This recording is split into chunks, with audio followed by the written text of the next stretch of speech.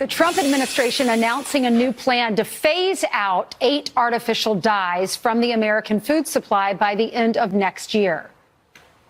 We have them on the run now, and we are going to win this battle. And 4 years from now, we're going to have most of these products off the market, or you will know about them when you go in the grocery store.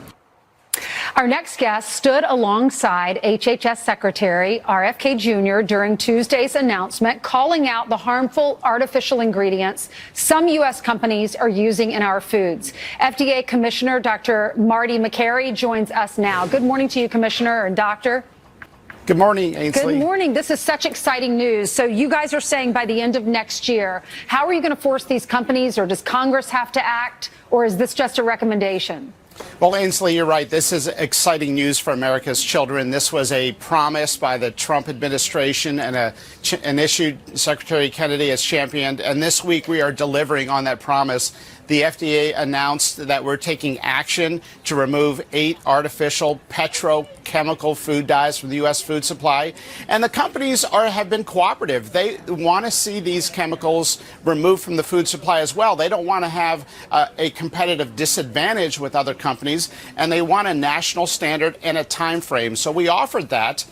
They don't want to deal with a patchwork of laws and bills in 30 different states as we have right now. They want a national standard. So the FDA made this announcement yesterday to provide clarity.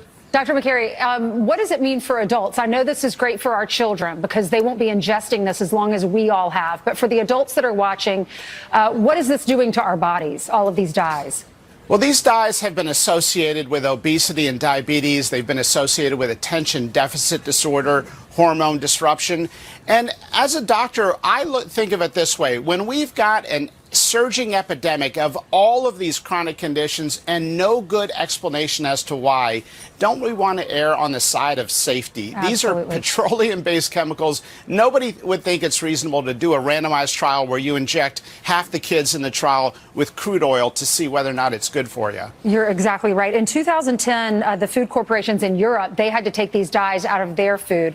What have they seen in Europe over the course of the last 15 years?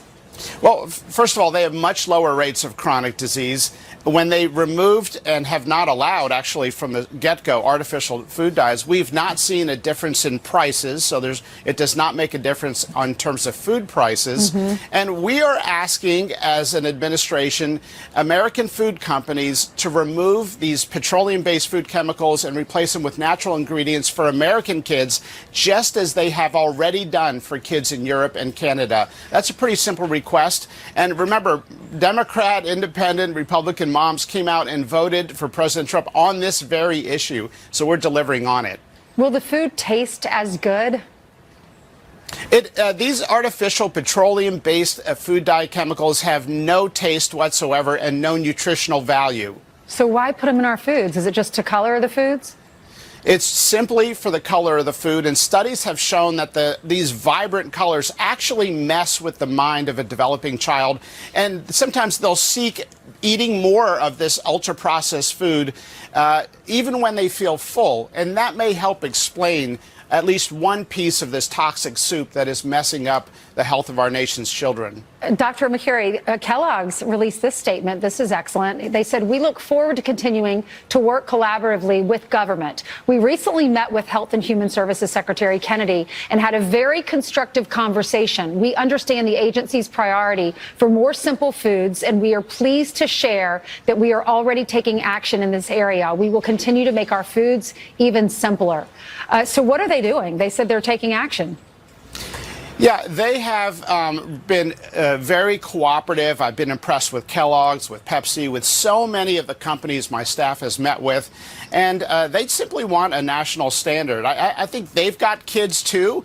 And now that we realize what these petrochemical food dyes might be doing, it's great to see the altruism and the sort of unity around this issue. Remember, food companies are not bad. They have good people, and they did exactly what the government asked them to do 70 years ago, and that is focus on mass production. Now that we are seeing the complications and chronic diseases from some of these ingredients, we've got to pause and repivot.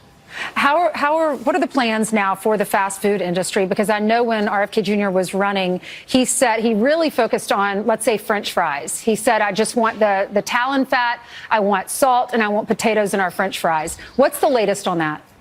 Well, what I love about Secretary Kennedy is he wants to try fresh, new approaches and bring in new ideas. The same old beat people down for eating bad food approach is not working. And I don't believe that obesity is a willpower problem when we talk about childhood obesity. ADHD is not a genetic problem. This is because of the ingredients. So we believe in taking incremental steps to address some of these ingredients and start seeing small modifications that people can make in a stepwise fashion as we educate them with good information, not the broken misinformation food pyramid that was written by the industry, but good information about what's really good whole food. Commissioner, thank you so much for coming on this morning. We appreciate it. Thanks, Ainsley. You're welcome.